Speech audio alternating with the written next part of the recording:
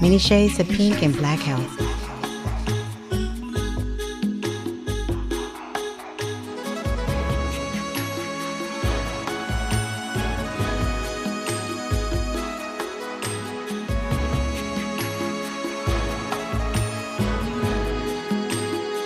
Many shades of pink and black health, where good health equals long life.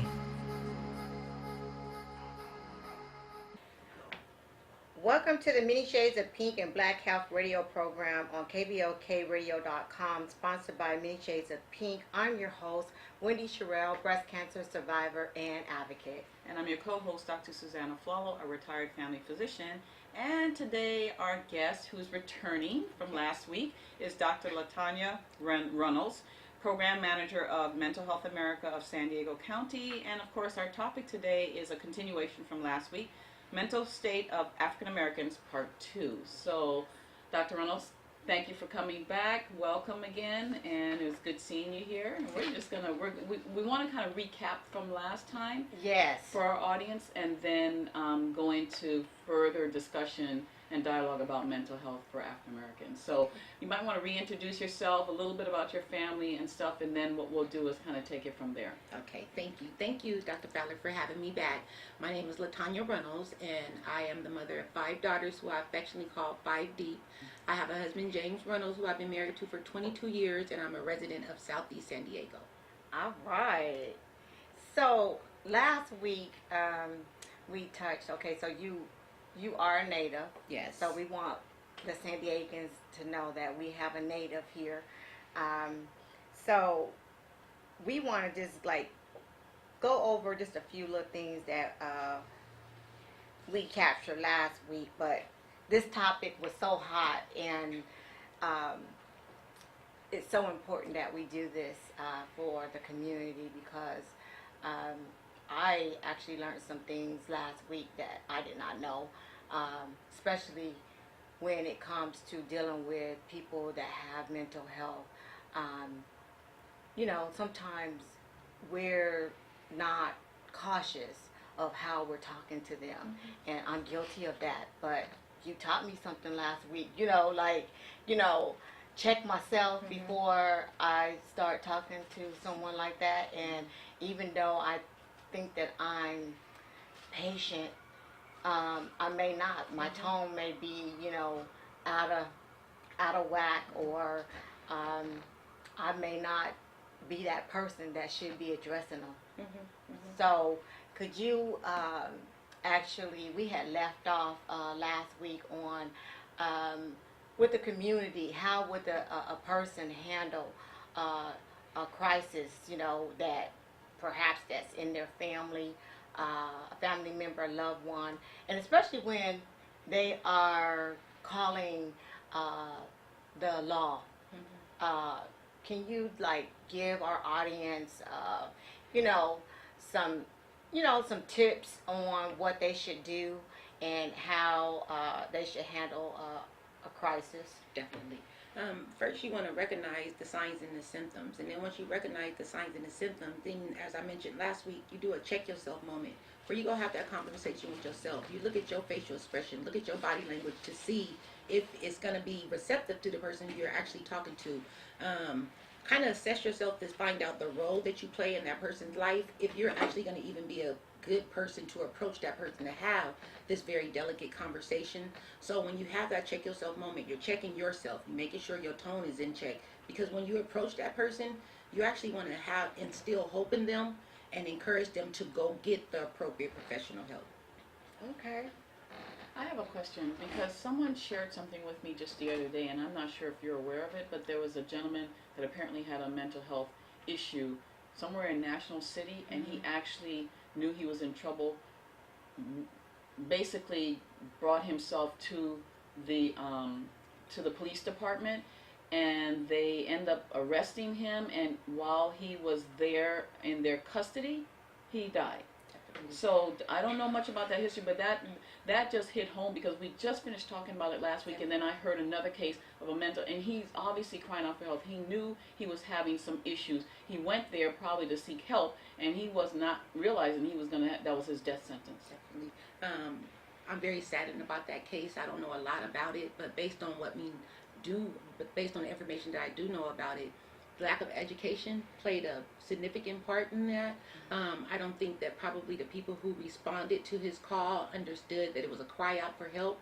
And one of the things that I like to point out is that a lot of hurt people, they hurt people. So sometimes when they're going through a distress or a crisis, they cry out, or they may have a disruptive or aggressive behavior. But that should be the key point that we recognize, is that that behavior could very well be associated to a mental disorder, and that person needs the appropriate professional help. So my question is, he brought himself to the police department, obviously not coming in there like aggressively saying, hey, I'm going to hurt you, but he said something, someone shared this with me, so I don't know how true it is, but saying something like, I'm going to kill Jesus or something like that. So that alone should have told him that he wasn't in his right mind, that he was somewhat delusional. Why didn't they call the PERT team? I'm not aware why they did not call the PERT team, but again, lack of education is probably one of the reasons why whoever responded to that call did not know what was the best solution to do to address that situation. It is an unfortunate situation, but this situation should be one of the reasons why we all know that mental health is common, and why we need to have the education behind it, and not just the professionals, but everybody needs to have the training to be able to approach and deal with a person that has a mental health disorder. So it's the full circle of, you know, everybody, the community, the professionals, the teachers, everyone. Can you explain to our audience, you mentioned, Dr. Fowler mentioned the PERT team. Can you explain that to them? So if their family member is having a crisis, they can request for the PERT team. Definitely. PERT is a supplemental resource for the police officers for a person that's in a crisis or having an episode. And PERT, P-E-R-T, stands for the Psychiatric Emergency Response Team. However, when you call 911 in the event of a crisis or episode, you need to have some key language to let the operator know that this is a crisis, that you need to have PERT. Not everybody knows about PERT, but the operators are trained to kind of filter through the conversation to find out if this is a mental crisis, if this is an episode, and should they be having PERT accommodate the cops with a call. And as you say that reminds me of the case in El Cajon, where I believe the sister called the police department because she said her brother was, you know, having a crisis. Right. So that alone should have told him to send the PERT out. And so what they did was, and whatever he had in his hand, they claimed it was a weapon of some sort. But I mean, I know they can talk people down. So it's like, why aren't we having our first responders? This should be, like I said last week, this should be mandatory, and they should be able to pretty much repeat back what they've learned, not just take an exam, because that doesn't mean they got the knowledge. Right. So that they understand what they should be doing, and they should actually, just like they train and do things like, someone coming out of a building, what do? They should be handling and reenacting situations and cases when you have different types of mental illness people out in the community where they're not going to be in harm's way. I mean, now our family is going to be afraid to call because they're afraid that they're going to end up having their loved one die because of it. I completely agree with that, Dr. Fowler. And again, lack of education is one of my main points. A lot of people don't talk about it until a situation like this happens. Yes. And after it happens, if we don't continue to have a strategy or action plan, it just falls to the wayside until another situation happens. We need to continuously have these talks. This training is free, and I definitely agree with you that the EMT and first responders, security officers, police officers also should be mandated to take this training. Right. Can you tell our audience, again, we did cover it last week, but for the ones that are tuning in this week, what is mental health first aid training and how effective it is? Definitely. Mental health first aid training is an 8-hour public education certified training through the National Council for Behavioral Health that teach regular participants or regular folks like you and I the most common mental health disorders, the signs and symptoms, the risk factors, and once we recognize that, what steps should we do? So in that training, we teach you a 5-step, 23-word action plan to be able to feel comfortable to approach a person and encourage them to go get the appropriate professional help. Okay.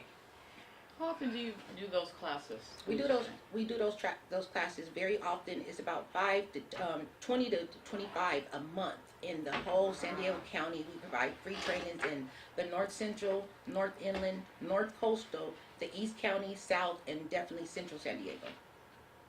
Okay. That's Is So- there somewhere, I have a quick, I'm sorry sis, just to tap on that, is there somewhere like on Mental Health America's website that has the dates and the time so that people can go on there and see when the next class is available so they can call and sign up for Yes, it? ma'am. You can visit us at our website at www.mhasd.org, and when you get there, you'll see an events tab. You click on that events tab, and it'll list all of our trainings through San Diego County that you can register for. And again, these trainings are free. all right. So you heard that, audience. The training is free, and if you or someone that you know could use these type of classes, which I feel like everyone could actually learn a whole lot from this type of class. I'm going to sign up myself, so I will actually give you guys feedback once I do the class myself. Thank you. Mm-hmm. Do we want to go into a little bit just to recap some of the examples of what mental health is? Because we say mental health, but people don't know what that means, so we might have to break it down into terms. And diagnoses. Yes. I like to break it down as a continuum. It's just like a scale. So a lot of us think that there's a separate continuum for people who are mental illness, and then those of us who are not. No, mental illness is very common, and any of us can be impacted by that. So if you think of a scale, you can wake up in the morning and you can be on the side where you're mentally healthy. But throughout the day, there could be a risk factor. You get some bad news, somebody passed away, you have a car crash, anything can happen, and you easily slide over to be mentally ill. And when I say mental illness, the most common is anxiety and depression. And then some additional ones are psychosis, substance use disorders, as well as bipolar. What about, can you be bipolar and schizophrenia? Yes, you can have them both combined. Yes, you can. A lot of these disorders, it's hardly likely a person will have one because they often co-occur.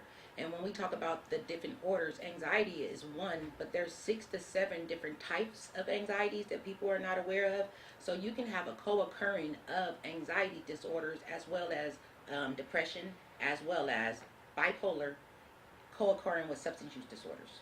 Okay, so when you say that the anxiety, can you said there's like 6 types.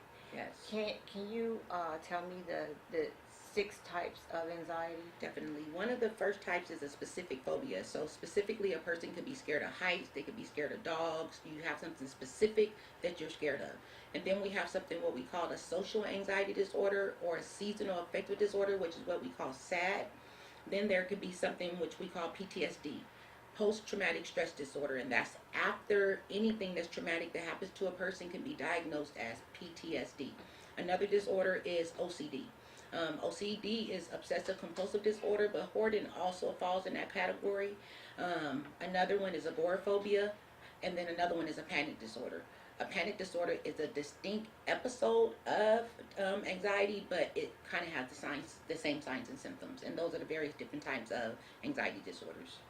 The reason why I asked what was the different types is because I know I do have anxiety, and I don't take the meds because I feel like I'm mentally strong to try to, tackle it. But,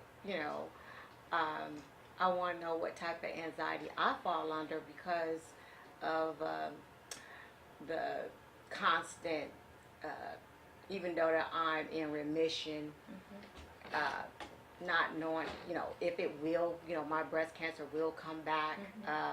And I know that it's a whole lot of breast cancer patients that's on anxiety meds. But So let's I do know this, that yeah. it's, I know I was that gonna the say time. that's a deep question. So why don't we, since we have a break right now, we're gonna take a break and then we'll give you an opportunity to answer that question because I think it's a really healthy one to answer and to make sure our audience is aware. So we're gonna take our break now. You are listening to the Many Shades of Pink and Black Health Radio on kblkradio.com, and we'll be right back. All right. I'm a breast cancer survivor. We are honoring our heroes. I'm here today because of Susan G. Coleman's free mammogram. We are pledging to save lives. We're passionate about bringing the services out to the community. We are providing free mammograms. We are providing hope. Welcome back to Many Shades of Pink and Black Health Radio program on kblkradio.com, sponsored by Many Shades of Pink. I'm your host, Wendy Sherrill, breast cancer survivor and advocate. And I'm your co-host, Dr. Susanna Fall, a retired family physician. And we have Ms. Dr. Latanya Runnells, who is the program manager for Mental Health America of San Diego County. And we're just going to continue from earlier. Sister Wendy asked that question. No, but basically you wanted to know in terms of your anxiety. I mean, the first thing I thought of was that you have situational anxiety. You know, maybe you didn't have anxiety before you had your breast cancer, and since then the fear of it coming back. But I'm going to let the expert here talk about it, because the first thing I think of is situational. And that, you know, so that'll come and go, and you may not need medication, but on every once in a while when things come up, then you might feel more anxious, and then you could use something like as needed rather than daily. Definitely. Yeah. And what I wanted to say is there's a combination. So there's just not one remedy that will work with anxiety. So it's not just medication, it's what you're eating, it's your exercising. All those things play a factor in your anxiety. But as Dr. Fowler have pointed out, if it's not something that happens continuously, it won't be diagnosed as anxiety. It has to be something that happens continuously. Now, we all have felt the feeling of anxiety, and actually I've mentioned that's situational anxieties, and there's ways that we can manage, but even to think about anxiety as a disorder is also manageable. That person just needs to have to find the right combination of medication, individual, group, and family therapy, and other support strategies that make them feel better. Okay, because a lot of them, majority of them are on medications. Yeah, I think it depends on, I'm speaking from a provider, that how significant their disorder affects their life. So if their anxiety is interfering with their daily activities, where they can't function at work, they can't deal with their family, that's something that probably not only needs counseling but medication. But if you're going along fine and then you have an anxiety episode where something's triggered your anxiety, that can be done with meditation, relaxation, you know, get out of the situation, something that's short acting, a medication that's short acting to pretty much, say if you have a headache, you take a Tylenol or an ibuprofen and that's it, and then your headache goes away. So it's the same type of thing. If you have an anxiety episode, something triggered it, and you want to calm down and all your other behavioral techniques aren't working, you can take something that's short acting, an anti-anxiety medication that will help calm you down, get rid of that anxiety episode, and then you go on with your life, and another one may not sprout up until 2 or 3 weeks later. So you don't want to be on something every day if you're not having symptoms every day. I don't want to be on no medicine at all, and I basically how I deal with mine, I pick at my back. I have it's my little friend, little sore right. Well, you're torturing yourself. I'm not. I say you need to be on medication every minute if you're going to be tearing up your skin like that. Well, I'd rather do that than take the medicine. Okay, well then find something else to pick on your body. Find something that you can mess with your hands, because some people, need to have their hands active. Don't be picking on. My niece used to, sorry Tina, my niece, in case you watch it, my niece used to pick at her hair. I'd see her study, and so she'd have all this little breakage in the front, and she'd do like this, and she'd pick at it. So people have nervous habits, and when they're anxious, they kind of go to that. So if you know you're doing that, put a Band-Aid over that little spot. I didn't put a Band-Aid over it, and I'll take the Band-Aid off. Yeah, you got some issues. You got issues.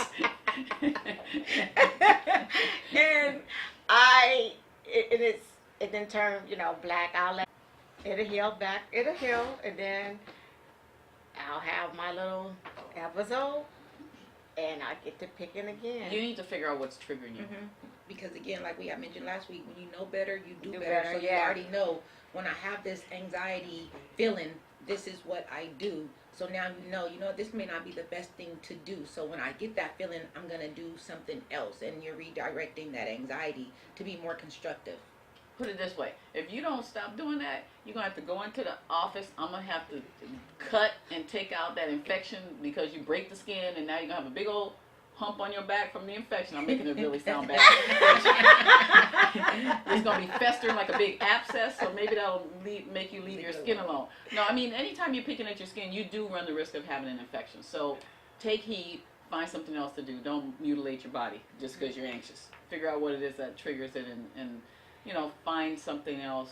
Relaxation, if you know that's what's happening, turn on some jazz, do something. You know, get out and walk, whatever it takes to kind of break that cycle. Yeah. You know. Well, that was a good question, and I just wanted to, you know what type of, you know, just like when we're in the support groups and the women, you know, they have constant anxiety, and so I'm glad you share that with me so that I can pass that along to them. And I think, you know, as Miss Latanya says, I tell people we all have mental illness. We do. Yeah. I mean, in this world that we live in and the stress that we're under every single day, especially if you wear a coat of dark skin, you have more stress. So it's a matter of coping skills, how you handle your stress. So every single one of us, there's 4 people in this room, only 3 on the camera, but all 4 of us have anxiety to some level. Is how you deal with it or how you let it affect you, you know. So if you let stuff just roll off your back like me, I don't really care. So it's like, whatever. There's very few things that make me anxious because I either deal with it or I let go and let God. Okay, I don't try to get worked up about stuff anymore because I know that it affects your health. Other people don't. So the more we can educate people on things that there's no reason to stress about something and get anxious about something that you have no control over. Exactly. And that's what makes you physically ill too, right? You know, exactly. so we have to let people have some tools that they can do when they're feeling anxious to turn to those, you know, and do that and try to get out of that episode of anxiety or figure out a different mindset on do I really have any control over this situation? Right. You know, and if not, then why am I stressing about it? Yeah, that is so true. Yeah. I mean, I think that everything that I have endured, I should have probably been crazy. Yeah. Crazy. But Yeah. So you have stronger mental health than you think. You Yeah. know, because you have been through a lot, but you also you've developed some coping skills. Right. Yeah. You know. That's true. And you also have mentioned support.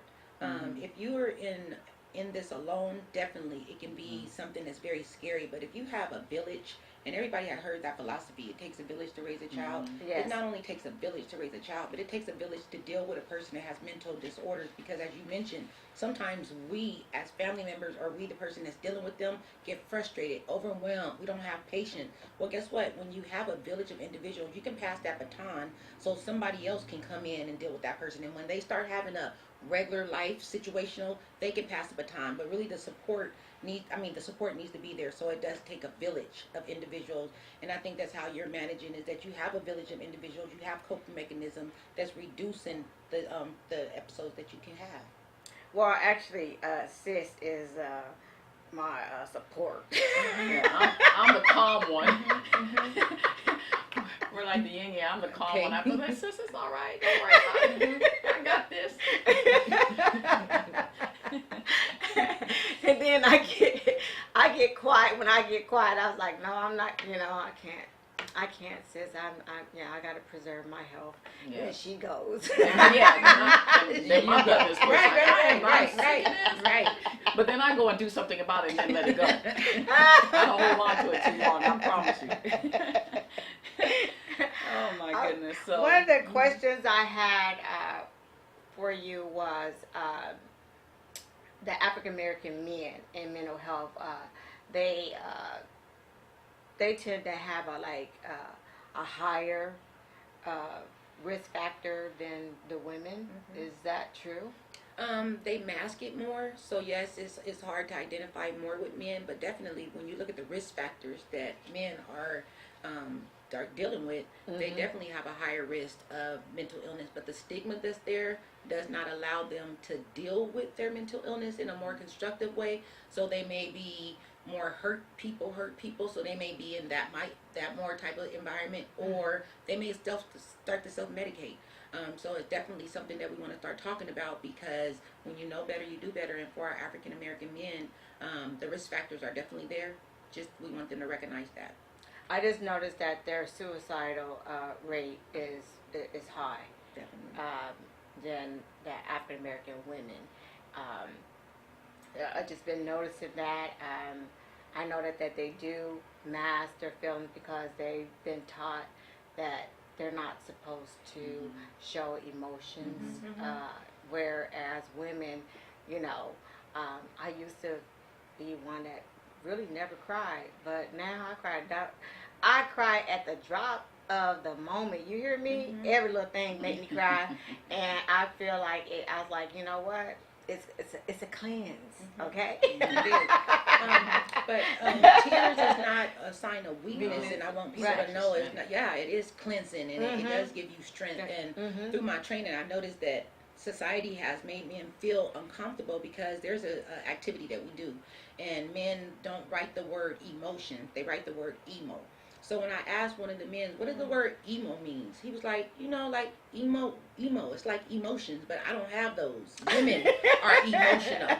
And really, when you listen to it, he was being very real. He was saying women cry, they whine, they get emotional, but let a man walk up to anybody crying or feeling emotional, and the first response is, you need to man up. So what they started to do is they start to mask their feelings. And another thing is, as it relates to risk factors, is postpartum depression. Postpartum depression is something that we talk about that impact women, but it's also impact men, because one of the determining factors is there's a disconnection between the mother and a baby. But nobody talks about the disconnection between a mother and a husband. And when support comes to support her. They don't come to support him. Well, again, he got to worry about how to take care of this family. Is another mouth to feed? Is he doing enough? She's emotional. There's so many things that impact him. So again, he has to mask that and then go out into the real world, deal with his color, which is racism, probably have to find a job. So those are the many risk factors that impact our African American men that we need to start talking about. So how can we, because that's such an issue in our African American males, as we're raising our young boys, I mean, we as women and mothers and whoever else is nurturing these young men really need to be able to, you know, hug them and pour into them and tell them it's okay, you know, to show your emotions and things. We have to do a better job at mothering and nurturing and letting them know that it is okay and that they're in touch with all aspects of their life and their emotions. Even in the schools, we talk about that people should have social skills and critical thinking skills, but when you look at back on the curriculum, we don't teach our kids those skills, but we expect them to have it. So even just emotions, I don't think many kids or many even adults can list all the different emotions that's out there. So when they start to feel them, what do they do with them? It's learned behavior. They start to know that when I'm angry, somebody make me mad, I get mad and I do this. Well, you don't always have to deal with those type of situations that way. When you know better, you do better. So when you realize I'm feeling this emotion, there's certain things that you can do for self-care that can kind of manage or alleviate some of the crises and episodes that we can have.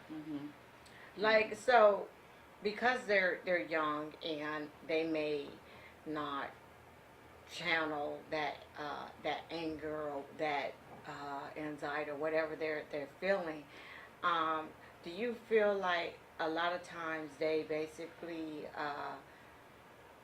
their anger they channel it on what they see, so their environment that they're in? Definitely. Yeah. Definitely. So because of I'm a big believer that we are we are what our environment is. You know, whatever environment that we're in, we're raised in, then that is who we're going to be. You can, I do agree with that to a certain extent, but you don't have to be a product of your environment.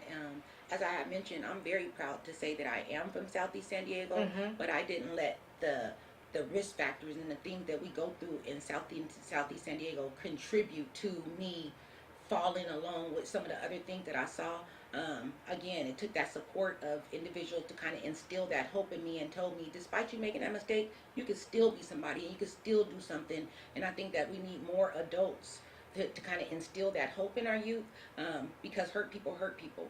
And like I had mentioned last week, that's why I'm drawn to the hurt, because I know that hurt people hurt people. Those people are crying out for help, and it may not be in the fashion of, excuse me, Dr. Fowler, I need some help. Can you help me? It may be in the fashion of calling you out your name, being disruptive or aggressive, but I can pinpoint that hurt and say, you know what, that's mental illness.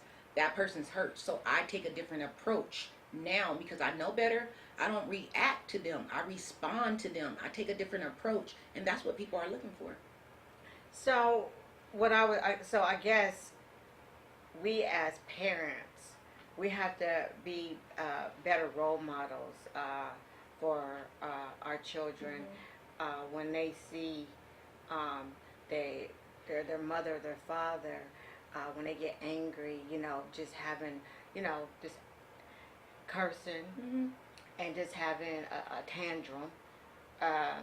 So a lot of times I think the children emulate the parents. Definitely. A lot of this is learned behaviors. Yes, So, and then the disorders that we're talking about are definitely happen at an early age, about 11 or 12 years of age. So if we don't understand it at a youth age, we just think she's being aggressive or disruptive or bad. That person can be misdiagnosed and end up being an adult that now have the same disorders that we've been seeing for the last 20 years in their life, and now we want to help change them. It's not going to happen that fast because, as you see, they've been getting through life for the last 25 years. So it's going to take a little time to be patient with them, to want to find the right help. And I think part of that is we need to be in tune with the kids, because we are so checked out, and I won't throw myself in there because that's not me. But parents are checked out. I mean, they're so busy on their cell phones, on their whatever, and they put their kids with some kind of electronic device to raise them. They don't interact. We've lost the whole family unit of sitting down at the table together and having dinner together and asking about how was your day, what did you learn in school, da da da da da. Yes. So the communication skills aren't there, and then you can find out what your kids are going through. You start having open communication that they don't mind coming at. If you start this off young, then 7, 8, 9, then 12, they're still going to come back to the table and say, hey mom, guess what happened on, at school today, such and such and such happened. They're going to continue to have that open communication. They're not going to shut down significantly when they get to those teenage years, and that's when you really want them to stay open. The problem is that they're doing things, that when a child is doing okay, and then all of a sudden something's changed, they're not doing well in school or they're acting out, they are calling, they're screaming for help. So if your child's been good in the 2nd and 3rd grade, and in the 4th grade they're acting out, there's something going on in that classroom, or someone's bullying them, or something's happening. And if you don't have a relationship with them, or you're not paying attention, or you're not checking in, you're never going to know that behavior is subtly changing. You can catch it early, find out what it is, address it before it gets out of control, because those are the kids that are committing suicide or acting out or turning around and becoming bullies, because they're trying to tell you that something's happened, but you have not paid enough attention to ask.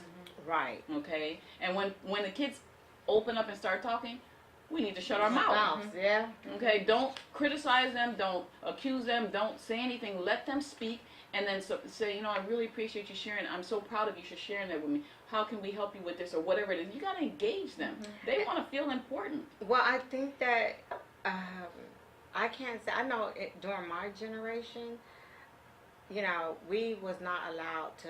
We didn't have no opinion. That's just bottom line. We were basically talked at, but you cannot respond. It's that stigma of, I'm the parent, I'm the mother or the father, and you the child. You don't question me about nothing. So I think there's different ways to handle it, because that certainly didn't happen in my house. Well, I think it depends on the situation. Because yeah. if it was something where you're challenging your parent, that's different. But if you're having open dialogue and, say something happens at school or whatever you want to use as an example, then my mother would say, well, how could you have handled that differently? Instead of, well, what do you mean you did that? So there's ways to handle it. But if the parents don't know how to parent, then they're not going to be able to use those skill sets. And so we don't get a manual when we bring a child into this earth. Right, but that's why they need that education. Right. I mean, parenting classes would be helpful, because, we end up creating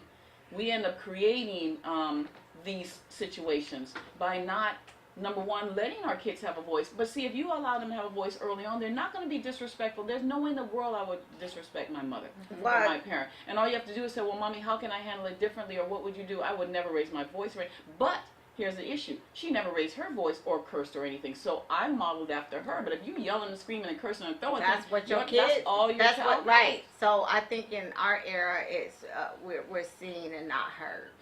So that was the motto. Yeah. You know, that so many. You know, you cannot. It's like you didn't have a voice. Yeah. So Well, you know. thank you, Mommy, for being the one. Well, you were. I'm just saying that you were the exception to the rules. exception to the rules, because in black households, across the board, that's what you saw. Well, if you don't mind, I do have something to share. And I did last week share that I have a doctorate in management for organizational leadership. And because I haven't been able to be a CEO of an organization yet, I was like, well, how do you apply theory to practice? So that's where 5 Deep got their name at, because that's my household. I run it like an organization because I have the theories and the process to know how do you get an organization to run functionally. You have to have processes and procedures. You have to have visions and missions. So I said, okay, well, you know what? If I do that at home, let's see how it works. So I'm the CEO, my husband's the CFO. That's how we think, because the way you think influences how you feel. My 5 kids are my kids, but I look at them as staff because they have job description, which people call chores. They're in my pocket a very lot, which is what I call, people call allowance, but I call a salary. And we have monthly family meetings where I actually write an agenda, because at my job I write an agenda for my staff, and I say what we're going to talk about to make sure everybody hear the same thing at the same time and everybody sign it on the sign-in sheet. So if it works at work, why would it not work at home? And the last thing is, we have a vision statement that not only I know by heart because I made it, but my kids know it by heart. But it's James and Latanya vision: 5 God-fearing, healthy, educated, and respectful young ladies to grow up and be productive citizens. That's what we did in our household. So every time, so when we was talking about the structure, there needs to be some type of structure and some type of foundation in your household. Not everybody is going to run it the same, but find something that's going to make it work for you. And that's just something that we did, and it's been working for us. And that's beautiful. That And is it sounds so like you beautiful. started early enough, because you can't start that when they're 18. No. No. No, You have started young. Right. And this is all they know, and this is what they look up to their parents. They model themselves behind them. They want to be you. They want to please you. So you have to, number one, act like a grown-up. Okay? Be on the same page. You and your husband can't be on different pages and have them play you. Right. And so, and you set rules. I mean, kids need guidelines. They need structure. They actually love structure. Right. You know, when you let them do whatever they want to do, that's when they start getting disrespectful. And they go over to, well, so-and-so, mama, let her do whatever. No, that's fine for her, but that's not okay here. And you'd be surprised that one turns out to be crazy. And this one, she grows up to be a nice young lady, and that's responsible for what she needs to do in her life. And so I'm saying that we don't need to be our kids' friends. We need to be their parents. And that is my number one thing. I mean, my daughter used to call me the mean mom. I'll be your mean mom, okay? I am not, my first and only priority is to be your mother. And I'm not trying to be your friend. We got plenty of time for that when you get older, out of college, out of my pockets, on your own, you know, and we became best of friends. And when she got to college, I tell you, she understood exactly why I was, you know, they always, I mean, I got this from my dad to my mom to everybody. Oh my God, you so hard on it. No, it was a structure. It was a structure. It was consistency, you know, and I was that parent that was on top of it. I'm like, I told you I was going to be the best mother I possibly could be. Right. And that's what I did. And as a result, my heart can smile because of who my daughter is today. You know? The reason why I think everyone looks to you that's saying you were hard is because everyone else was soft. So it wasn't like you were wrong, it was everyone else letting their kids run like wild animals around the place. They're the ones that were at fault. So you look different, so it makes you look like you're not doing the right thing. But I promise you, every single time I see a parent, a mother especially, even a father, with their kids and they're well behaved, I make sure I tell her, I am No, so I've proud of seen you. you. Yeah, you have. You know, your kids Yes. are wonderful. They're well respected. I don't care if they're 2, 3, 4, Right, 5, right. 6. I said, you know, kudos to you for being such a wonderful mom, and they feel so good because no one gives them credit, and that's the biggest job on this earth. It okay, is. raising kids, being a It mother. really is. Yeah. It really is. But I'm proud of you and your husband for doing that because you got your CEO position. Oh, yeah, that's you the sure most did. important It CEO is, it position. is. Okay, Because that's you're a- responsible that- for 5 lives. Right. You can either send 5 crazy knucklehead girls out there to the world, or you can send some responsible young women that are going to take charge and do what's right. Right. So I'm proud of you for that. Yeah, I Thank mean, anyone that has successfully raised their children, and you know, you can turn and look at them, and you know, you're smiling because your heart is smiling, and that's all we want Right. as parents. And I look at my daughter, and I just be like, you know, it's a reflection of my motherhood, you know. So, and I have not only myself, I have to give kudos to my mother and my father who helped and who played a big role, you know, in her life. So, I commend you with the 5 girls because they all one of her daughters been having her own little business doing hair forever. You know, they all have something going on for themselves. That's fabulous. And it's been starting off since a young age. So that's awesome. Thank you. More parents could take a page out of your playbook. Exactly. One of the things that, one of the questions I would like to ask is, first of all, we never asked this. How do you know me? Well, Wendy is related. You are related to me by marriage, and also somebody who I looked up to since I was a young lady. So, as people have mentioned, you don't know who's looking up to you, but you're somebody Yes. who I've been looking up to for a very, very long time. And when I started following you on Facebook, I really knew why I was really connected to you. You have a spirit and a drive that just drives me. So, thank you. Oh, well, no, thank you. I'm like so honored because you don't know who is watching, who's paying attention, and I'm so glad that you know a positive role figure because you know when you have difficulty, challenges in your life, you know you always kind of cautious about okay who's watching, who's looking, but thank you. You're welcome. So I'm curious about this related by marriage thing. Yes. So Who's who? okay, so you know, remember I told you that when I came to San Diego, remember I told you I had extended family, and so my aunt, remember I was telling you about my aunt who passed away. Well, her aunt was married to my aunt's son, Okay. and so that's how you know we became extended. You know, family. They're not like it's like a extended. And so I call, so it's like if whoever, because I didn't remember, I didn't have my family here. So it's like, okay, oh, you related by, you my cousin, you my cousin. Right. And you adopted me, I'm your sister. Right, yes. So it's like, when you don't have family, it's, you want to have that extended, because I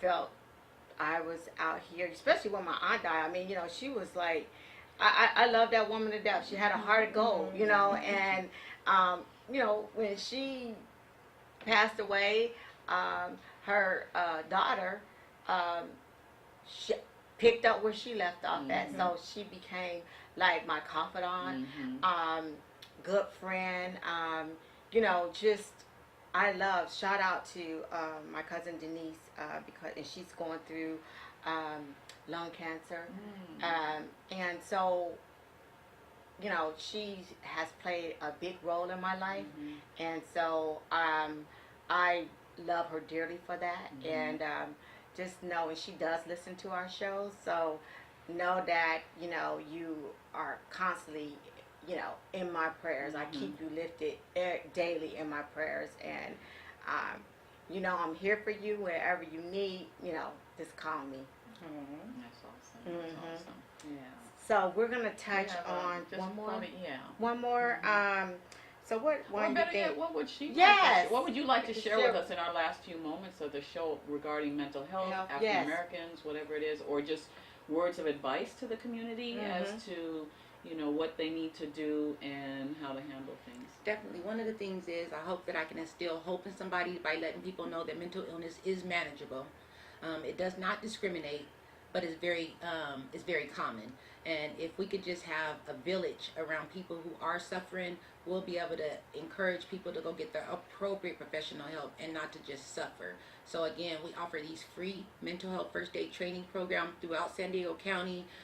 You can visit my website, the www.mhasd.org, to register for the classes, and the certification is good for 3 years.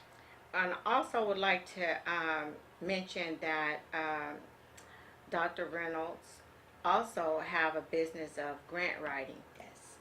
I didn't forget. So we need to be using her. Right, that's what I'm saying. I was gonna hit her up. Do we get a family discount? Yes, I definitely am very passionate about that. Yes, and thank you, Wendy. I do have a business where it's called Grant Grace, where I look at myself as a midwife, with sitting with people to kind of help them foster their own baby, which could be their business. And with that, as a midwife, I provide with funding development, personal development, help you with a business plan, help you with a funding plan, so that you can be successful at raising your baby. So that's what Grant Grace is. All right. All right. So it is time for your hour.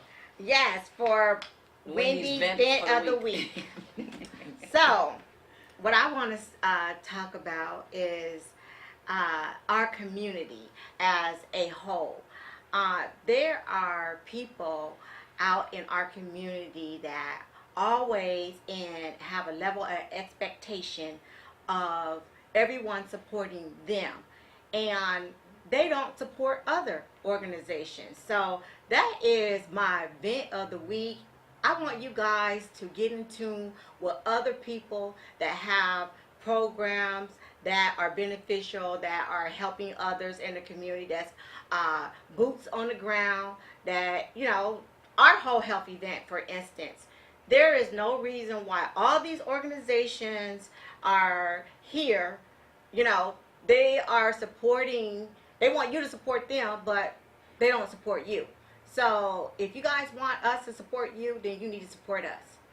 Bottom line. I guess that is a vent. Someone must have gotten under your skin. I mean, we can help each other. I think part of what I'm hearing from you is that the frustration of, it sounds like people ask for support and encouragement and things like that, but it sounds like it's more for them personally. Yes. And then we're not even asking for support, but what we're doing is for the community. So we get nothing out of it except the joy of helping others. Right. There's no monetary gain in the things that we do, but people look at things and assume that there's an agenda. Right. So when we come into the community, we want to help. It's truly because we have an assignment, Exactly. for God's people, and we're not here to better ourselves, to do anything like that. We're not getting, there ain't no money traveling. This is a zero budget. Wow. We get Zero nothing. budget. Okay, Right. we're out there If anything, because we're coming out of our own pocket. right. Trying to make it We're work. out there because we want to actually help and service the underserved. So I just want the community to be mindful. When you want others to support you, support others. Amen. And before we make our announcements, sis, Dr. Reynolds is going to be a guest speaker. So can you go ahead and... Yes, I would like to invite everybody out to the Twinot Show. It's a beautiful mess. Mental illness through fashion in all sizes. It's a fashion show that's held August the 18th from 5 o'clock to 8 o'clock at the Joan Kroc Theater at 6611 University Avenue. It's going to be a wonderful event to kind of highlight mental illness as well as a fashion show to show that fashion is in all ages, in all sizes. So does that mean that they're going to have not only vendors but also speakers related to mental health? I'm actually going to be the guest speaker, and I'm not just going to be doing lecture. I have some very creative ways of getting the information out that's combined with fashion and music. So So be prepared to have your socks blown off, because it's not just a typical mental health training or mental health information. You're going to get mental health, but you're also going to be entertained. So is there a cost to this? It is $25 for the regular admission, and then $50 for VIP. And with VIP, there's a reception that starts at 5 o'clock, and it's a pre-show that you'll be experiencing. Okay, and where can they get their tickets? You can either contact Twynot, or you can go to Eventbrite/TWYNOTSHOW, which is Twynot Show. Again, at the Eventbrite/Twynot Show. Tickets are $25. Thank you. All right, sis. All right. So with that, we have just a brief announcement. Of course, our regular announcement, which you guys should know by now. You should be doing the announcement. It's our free monthly community outreach event that's held right here at the Big Lots parking lot, right behind Toddy Howard's radio station show. And so it's at 1655 Euclid Avenue. It's the third Wednesday of every month. We're there from 10 to 6. There's several vendors out there that are providing free services. It's just resources and things available. We do offer blood pressure and diabetes screening. There's also things like HIV, hepatitis C screening. There's this new kid on the block we have that's doing some digital health scanning. I think, Al, you had that done last time. So we continue to have new vendors come on board that offers more services and things related to health, or just supportive services. So there's all kinds of other vendors out there that can provide needs for free Obama phones, free phones for the disabled, things like that. We do have fresh produce out there. We try to give them out to the first 100 people that come through. So be one of the first 100. And just come out. So we're there. Please come and check in, get your numbers. Know your numbers so that you can do better about taking care of your health. So we'll be there. The next event is on August 15th from 10 to 6. So I can't stress to you to come on out and take advantage of all these free services. What this event is a one-stop shop, and that's what we're trying to create, to get all your medical needs in one place. We're not asking you to come to us. We're actually coming to you because we're here in the community. So with that being said, it's towards the end of our show, and I just want to say thank you so much, cousin, because that's what I call her. Thank you. Cousin, for coming and spending time with us, and because this mental health, it is really, really important that we need to talk about it in the community. And thank you so much for spending time with Sis and I. And you've been listening to the Many Shades of Pink and Black Health radio program on KBOKradio.com, sponsored by Many Shades of Pink. I'm your host, Wendy Sherrill, breast cancer survivor and advocate. And I'm your co-host, Dr. Susanna Follow, retired family physician. And of course, our wonderful and esteemed guest, the special guest was Dr. Latanya Runnells, who is the program manager for Mental Health America of San Diego County. She shared a wealth of information both last week and this week, so hopefully you can catch both shows. We may even air the first show again, just in case you missed it last Sunday. Yes. And so thank you so much for coming, and we're going to pretty much tell them when they're supposed to listen on the show. Yeah, so audience, thank you for every Sunday at 2 p.m. Visit and like our Facebook page and YouTube channel, Many Shades of Pink and Black Health. For more information on breast cancer, visit the Coleman San Diego Circle of Promise website at www.colemansandiego.org. And if you want to learn more about my baby, which is A Healthier Me, which is a lifestyle change program, visit www.ahealthiermesd.com. Thank you for listening. Bye-bye.